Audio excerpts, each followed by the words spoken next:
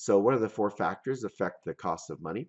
There's what are the opportunities that exist for you or to you? What is the time preference for consumption? Do you need it now? Do you want it next year, etc.? And the risk of the investment. Again, the higher the risk, the more return that will be demanded by the provider of capital. And what is the inflation rate? And that's because money today is worth less a year or 5 years from now, but it's even worse if the overall price level goes up over that time.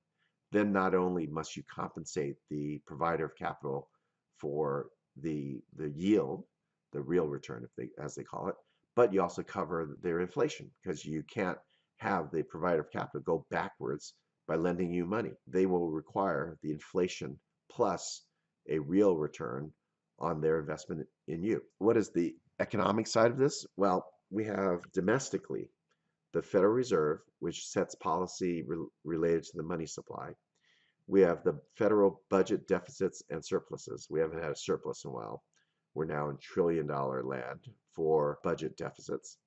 And then level of business activity. Are we now in a recession where there's not a lot of business activity?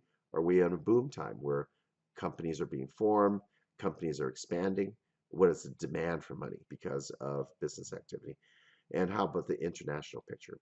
Deficits and surpluses. Again, US has been in a trade deficit also for the recent past. International, there's economic risk of the company, there's geopolitical risk in different regions. So there's, in addition to all the other things that happen in a domestic basis, international adds on multiple layers of complexity and risk. Exchange rate is countries now move against each other in terms of their strength and weakness. So we'll undoubtedly see continued adjustments in the exchange rates between the yuan in China and the other currencies as China moves to less of a controlled exchange rate and unpegs their rate. It will have dramatic effect on exchange rates. This slide I'm not going to read to you. It's in your textbook. But on the left-hand column, you'll see all the variety of instruments that comprise the financial offerings of all these different intermediaries. Intermediaries as in banks, intermediaries as in the capital markets and the bond markets. And you can look at this in your own leisure on this slide or in the book. This is lifted straight as an exhibit from the book, but it shows much of the terms that you're likely to see in your business lives, particularly the left column. And so it describes who are the issuances or who is involved in each of those. What is the level of risk of that particular investment? What is the maturity of these investments? And some are very, very short. As we mentioned, some commercial papers could be a day or even a week, and rates of return. So again, different risk and different return. Institutions, in the security side, there are investment banks, and these are people who do the large transactions, such as Goldman Sachs or Morgan Stanley. These are the big names in investment banks.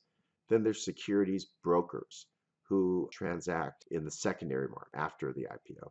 So Charles Schwab is a large securities broker that does a lot of work with individual and institutional investors, but they transact trades after the IPO. Deposit taking financial intermediaries, these could be commercial banks such as Citibank, or they could be a whole host of variations of mutual savings banks, savings and loans, credit unions. Tend to be quite a bit smaller and more narrow in scope than a bank, but they nonetheless serve an important role in being depository institutions in the US. Investment funds, such as mutual funds, where they manage portfolios on behalf of their clients, such as Franklin Templeton, or a new approach to investment is called an ETF, exchange traded fund, where you're putting blocks of money together, and rather than picking stocks, they're mirroring a certain index. As the index moves, your investment will also move.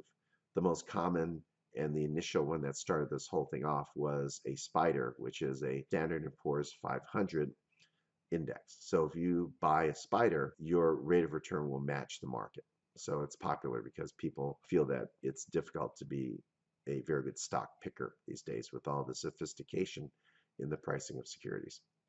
Life insurance companies, John Hancock Mutual Life, just one. They are large financial institutions where Dollars are put into those companies, they invest them, and then when catastrophic events occur, or just the event of the company itself, like an individual policyholder dies, they pay a claim. But in the meantime, they're using the money to make investments. So insurance companies are actually very, very large investors, even though they're investing because they are trying to grow the value of the pools of money that were meant to just share risk by insurance.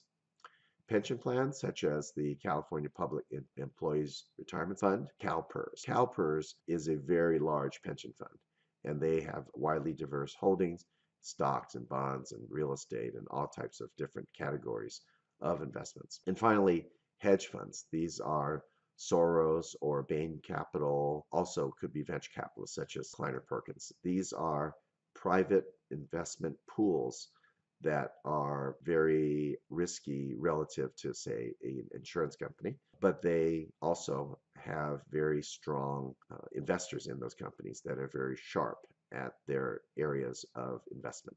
So a hedge fund could be very good at spotting opportunities in the marketplace. A private equity firm may be very smart at taking segments of a large company private and buying them away from the mothership, fixing them up and selling them.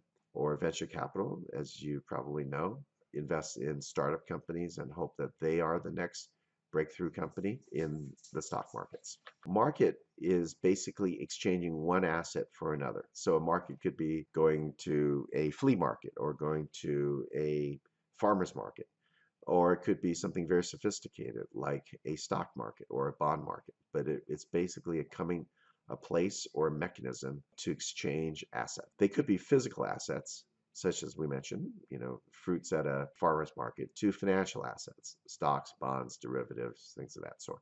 Spot versus futures. These relate to commodities and also derivative type of investments. Let's stick with commodities. So a spot is what is the current rate. So if you're buying a barrel of crude oil, the spot rate means what is the price trading today. A futures is what is the price trading, say, 30, 60, 90 days from now. So that's the difference between spot and future. It's the time dimension. Money markets deal with paper, commercial paper, monetary assets versus capital markets, which are bonds with durations of more than 1 year. Primary markets are where we have new securities like an IPO, versus secondary markets, where after a company's gone public, the person that first bought the stock now wants to sell it. That's considered a secondary market. So after the first issuance, it goes from a primary or an IPO to a secondary market. So the major securities markets in the US are New York Stock Exchange. That's the picture on the right with real live people doing trades. And the other is NASDAQ, which is smaller, but gaining in prominence every year because they're easier to go public, and companies have found that they can stay in NASDAQ and do perfectly well and don't need to graduate to NYSE. So companies such as Intel, Microsoft, and Cisco went public in NASDAQ and saw no need to go to the NYSE. That's why NASDAQ is growing, because in the past it was just the entry point and everyone wanted to graduate to the NYSE. Now NASDAQ itself is a legitimate market, even for some of the most successful companies in the world. Many of you have heard of the Dow Jones Industrial Average, or the Dow or the Dow Jones. And this is a dollar-weighted index of 30 stocks that comprise a disproportionate share, around 20% of the market value of US stock. It's amazing the level of concentration in these companies. It's still only 30 stocks. The second is the Standard & Poor's 500, which is value-weighted, and it's across some of the largest companies in the US. Generally considered a better measure because it has a broader base, and it's also value-weighted. The NASDAQ composite is a view of smaller companies, growth companies. Use different indices based on your purpose, your analytical purpose. We talked a little about ETFs, and it tracks the index. It's not actually an index. The long-term results of S&P, and that's what this is, shows that there are very distinct cycles that you can see pretty prominently. And we see this last dip, which we'll explore a little bit later. This is the most recent recession due to the debacle of the mortgage crisis in 2008. Um, and so over time, this is why people say investing in stocks is a good investment, because you can see over time, and this dates back to 68, that there's a pretty steady rise in the valuation of stocks over a long period of time.